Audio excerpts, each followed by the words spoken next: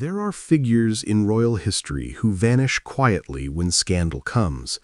And then there is Sarah Ferguson, a woman who has walked through fire, fallen from grace, and somehow always found her way back to the royal light. For nearly 4 decades, she has been the monarchy's paradox, the exile who never quite leaves, the outcast who still finds a seat at the table. But now, as her long, complicated partnership with Prince Andrew reaches what may be its final breaking point, the question looms larger than ever. Has Sarah Ferguson finally run out of royal chances? Before we dive in, there's something I need to share with you.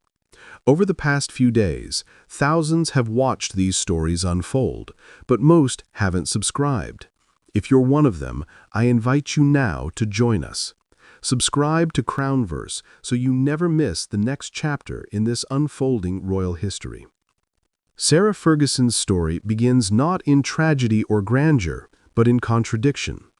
She entered royal life in 1986, a bright and unguarded young woman swept into one of the world's most rigid institutions. Her marriage to Prince Andrew was meant to be a fairy tale, a symbol of youth, charm, and continuity. For a time, it was exactly that. Fergie, as she quickly became known, brought warmth to the Windsor world. Laughing too loudly, hugging too openly, and wearing her heart not on her sleeve, but in full view of the press. But the British monarchy has always had an uneasy relationship with authenticity. What made her lovable to the public made her unpredictable to the palace.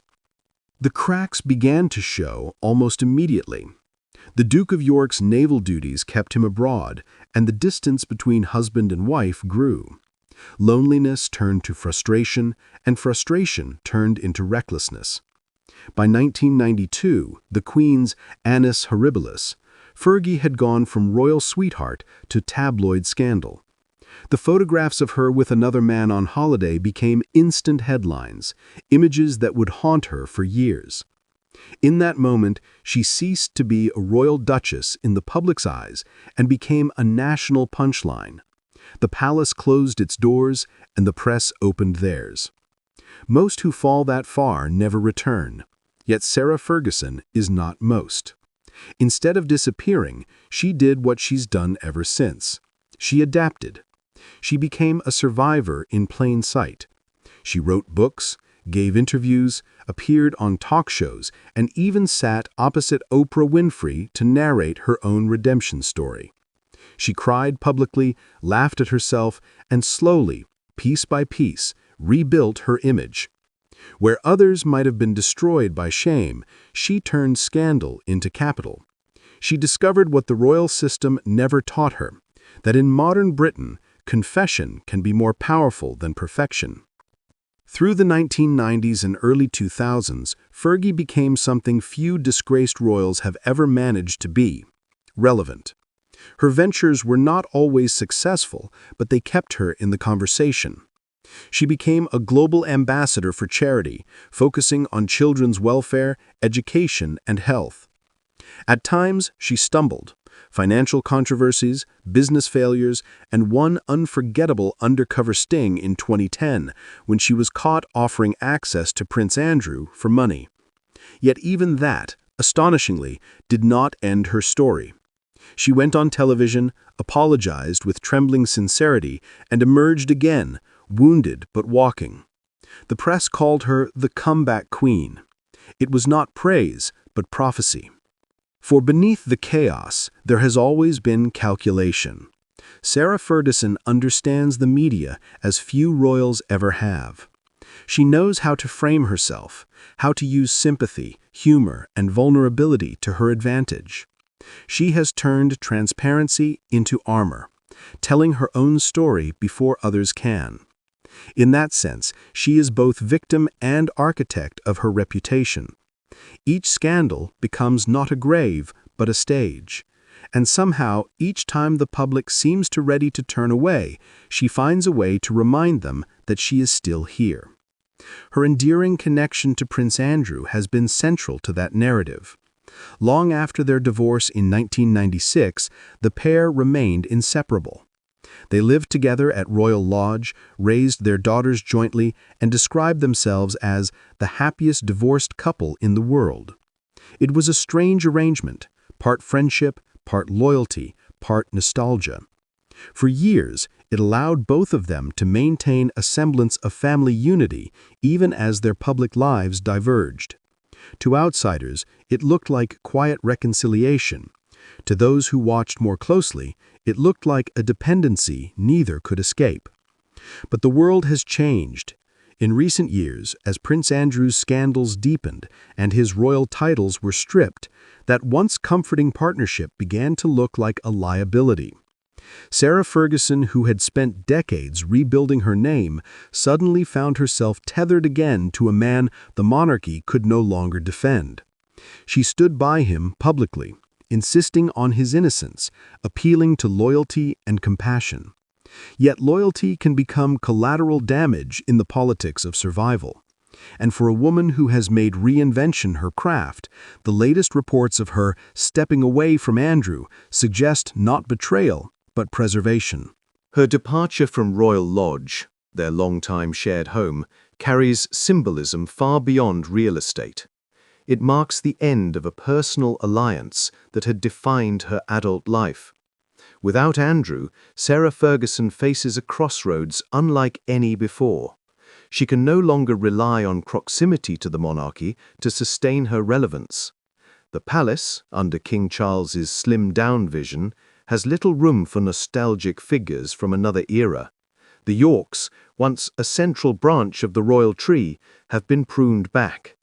If Fergie is to remain in public life, it will not be through royal association, but through personal reinvention once again. And yet, that might be precisely where her strength lies. Throughout her life, Sarah Ferguson has been underestimated, dismissed as frivolous, clumsy, emotional. But she has also been one of the most emotionally intelligent figures to orbit the monarchy. She understands people, empathy, and spectacle. When she speaks not as royalty, but as someone who has failed, learned, and kept going.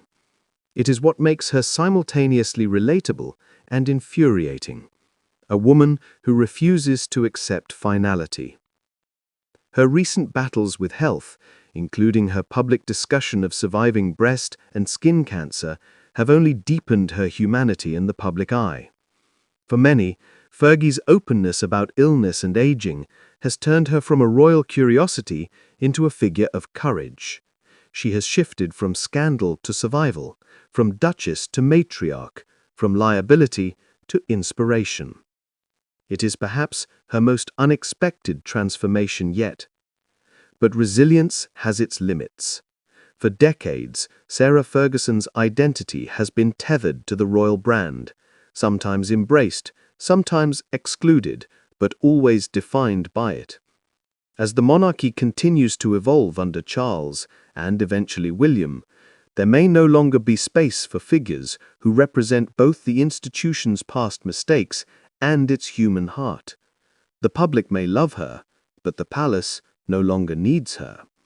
And for someone whose life has been spent navigating the margins between inclusion and exile, that realization may be the hardest to bear. Still, if history has taught us anything, it is that Fergie never truly disappears. When scandal threatens to silence her, she finds new ground to stand on. When the palace closes its gates, she builds her own stage. Whether through charity, books, or public speaking, she finds relevance in reinvention. And perhaps that is the key to her longevity. Not power, not privilege, but persistence. There is a larger lesson in her story, one that extends beyond the royal walls. In a world obsessed with image, Sarah Ferguson has made imperfection her brand. She has shown that vulnerability can be a kind of strength, that mistakes can become narrative fuel. She has lived publicly through humiliation, redemption, and ridicule, and survived them all with a smile that is half defiance, half grace. But there is also tragedy in that. For every comeback, there has been a cost. The price of constant reinvention is that she is never allowed peace. She must always perform resilience, always find a way to stay visible, always fight the fading of relevance. And now, as the royal world moves forward without her, she may face a question she has long avoided. Who is Sarah Ferguson when there are no more comebacks left to make? The answer may lie in her daughters, Princess Beatrice and Princess Eugenie, who have inherited both her warmth and her resilience.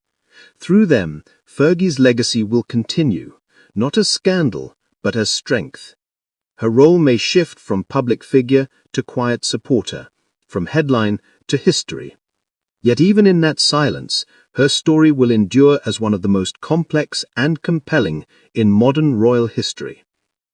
For Sarah Ferguson, the final act is never truly final. She has been shamed, mocked, adored, and forgiven, often in the same breath.